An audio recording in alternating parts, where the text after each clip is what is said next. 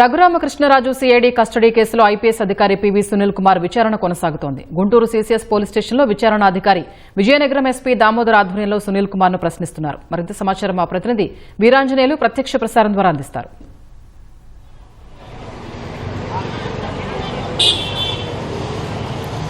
నాటి నర్సాపురం ఎంపీ ప్రస్తుత ఉపసభాపతి Raghuramakrishnaraju CID custody torture కేసులో ప్రధాన నిందితుడు ఉన్నటువంటి ఐపీఎస్ అధికారి సునీల్ కుమార్ను గుంటూరు సీసీఎస్ పోలీస్ స్టేషన్లో విచారిస్తున్నారు. దాదాపు గంట క్రితం అతను విచారణకు హాజరయ్యారు. విజయనగరం ఎస్పీ విచారణాధికారికి ఉన్నటువంటి దామోదర్ ఆధ్వర్యంలో ఈ విచారణ అయితే కొనసాగుతూ ఉంది. 2021 అప్పటి వైకాపా ప్రభుత్వంలో ఎంపీగా ఉన్నటువంటి వైకాపా ఎంపీగా ఉన్నటువంటి రఘురామకృష్ణరాజును హైదరాబాద్ నుంచి అరెస్ట్ చేసి ఇక్కడ సిఐడి విచారణ నిమిత్తం గుంటూరు తీసుకొచ్చారు. ఇక్కడ సిఐడి కార్యాలయంలో విచారణ పేరుతో రఘురామకృష్ణరాజు పైన భౌతికంగా దాడి చేయడమే కాకుండా అతన్ని చిత్రహింసలకు గురి చేసినట్టు తీవ్రంగా కాళ్ళు బొబ్బల వాసలే కొట్టడం, అదేవిధంగా గుండెల మీద కూర్చొని గుండెల మీద గట్టిగా కొట్టడం, ఇలా అనేక రకాలుగా తీవ్రంగా హింసించారనే ఆరోపణల మీద ఇప్పటికే పోలీసులు అయితే విచారణ చేపిస్తున్నారు.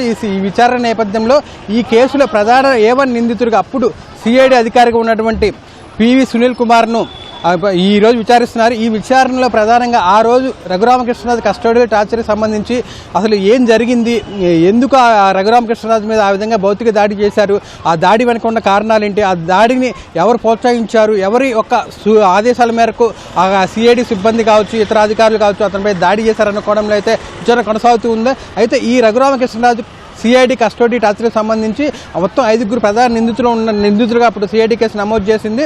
ఈ కేసుకు వచ్చేసి A1 నిందితుడిగా మాజీ సిఐడి చీఫ్గా ఉన్న అప్పుడు ఉన్నటువంటి సునీల్ కుమార్ ఉండగా, A2గా సీతారామాంజనేయులు, A3గా మాజీ సీఎం జగన్మోహన్ రెడ్డి, అదేవిధంగా A4గా జైపాల్, A5గా GGH మాజీ సూపరింటెండెంట్ ప్రభావతి ఉన్నారు. వీరిలో ప్రధానంగా ఇప్పటికే విజయపాల్ని అదేవిధంగా ప్రభావతిని ఇద్దరిని అయితే ఇప్పటికే అధికారులు అయితే విచారించడం జరిగింది. అయితే ఎవరైతే ఈ కీలకంగా ఉన్నారో ఈ రఘురామకృష్ణరాజు ప్రధానంగా ఆరోపిస్తున్నటువంటి వ్యక్తుల్లో ప్రథమ నిందితుడు ఎవరైతే ఉన్నారో ఈ సునీల్ కుమార్ని ఎప్పటి నుంచో విచారించే కోణంలో పోలీసులు అయితే ప్రయత్నాలు చేస్తూ ఉన్నారు. ఆ విచారణలో భాగంగానే గత నెల 26వ తారీఖునే సునీల్ కుమార్కు విచారణ హాజరు కావాలని చెప్పి కూడా విచారణాధికారి నోటీసులు పంపించారు. అయితే ఈ నెల 4వ తారీఖున మొదటిసారిగా అతను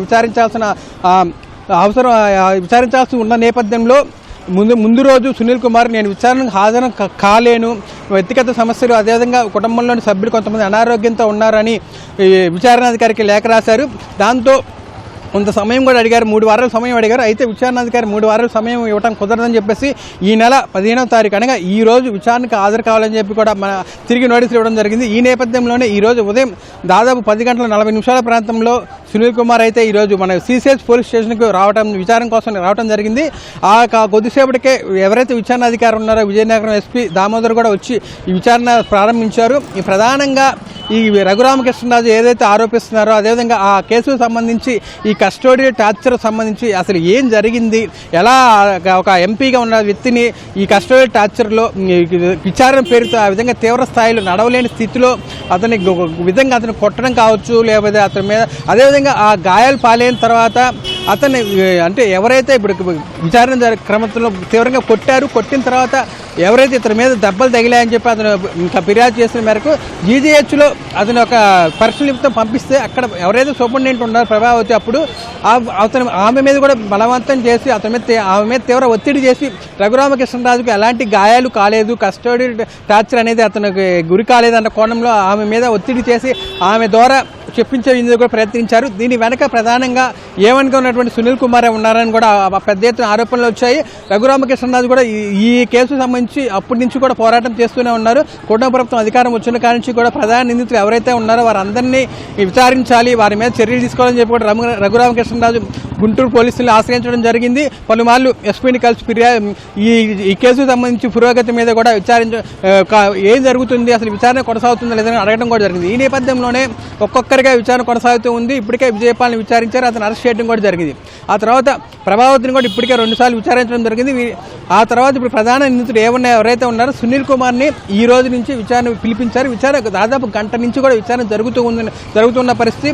ఈ విచారణ మరికొంతసేపు జరిగే అవకాశం ఉంది. అయితే అసలు ఈ విచారణ ప్రధానంగా కూడా రఘురామకృష్ణరాజు కస్టోడియల్ టార్చర్కి సంబంధించి దాని వెనక ఎవరున్నారు, ఎవరి ప్రోద్బలంతో అతన్ని ఆ విధంగా దాడి చేశారు, అతను నడవలేని విధంగా, అతను తీవ్రంగా కోలుకోలేని పరిస్థితి విధంగా అతను గుండెల మీద కూర్చొని మమ్మల్ని బలంగా కొట్టారు, నన్ను ఆత్మహత్య తన మీద హత్య చేసేందుకు, తను చంపేందుకు కూడా ప్రయత్నించారనే విధంగా అతను రఘురామకృష్ణరాజు ఆరోపణలు చేసిన పరిస్థితి అయితే ఉంది. కాబట్టి వీటన్నిటిని కూడా బేరీజు వేసుకొని ఎస్పీ దామోదర్ ఈ యొక్క విచారణ అయితే కొనసాగిస్తున్నారు. ఈ విచారణ అయితే మరి 2-3 గంటల విచారణ కొనసాగే అవకాశం ఉందని కూడా మనకి విశ్వసనీయ వర్గాల సమాచారం జరుగుతుంది. ఇప్పటికే గంట సమయం గడిచిపోయింది, మరి ఇంకో 2-3 గంటలు అయితే విచారణ కొనసాగే అవకాశం ఉంది. ఏదైనప్పటికీ కూడా పూర్తి స్థాయిలో రఘురామకృష్ణరాజు కేసుకు సంబంధించి, ఆ కస్టోడియల్ టార్చర్కు సంబంధించి ఏ విధమైన ఎవరెవరు దీంట్లో కీలక పాత్ర పోషించారు, అప్పటి ప్రభుత్వ పెద్దల ప్రోద్బలం ఎంతవరకు ఉంది, వారి యొక్క ఆదేశాల మేరకే ఇలా కొట్టారా అన్నది కూడా విచారిస్తున్నారు. ఎందుకంటే అప్పుడు ఆ విచారణ సంబంధంలో ఆ కొట్టేటప్పుడు కూడా కెమెరాలో షూట్ చేశారు, పై వాళ్ళకి వేరే వాళ్ళకి చూపించారని కూడా రఘురామకృష్ణరాజు ఆరోపించిన పరిస్థితి ఉంది. అందుకే అసలు ఆ ప్రక్రియ మొత్తం కూడా ఎలా జరిగింది, కస్టోడియల్ టార్చర్, ఆ విచారణ నిమిత్తం ఏమేమి అసలు ఏ విధంగా అప్పుడు అధికారులు కావచ్చు లేదా సునీల్ కుమార్ కావచ్చు ఏ విధంగా అది రఘురామకృష్ణరాజుని ఇబ్బంది పెట్టారు, ఏ విధంగా హింసించారనే కోణంలో అయితే విచారణ కొనసాగుతున్న పరిస్థితి అయితే ఉంది. ఇది ఇక్కడ తాజా పరిస్థితి. కెమెరామెన్ కేశవ్తో వీరాంజనేయులు, ఈటీవీ న్యూస్, గుంటూరు.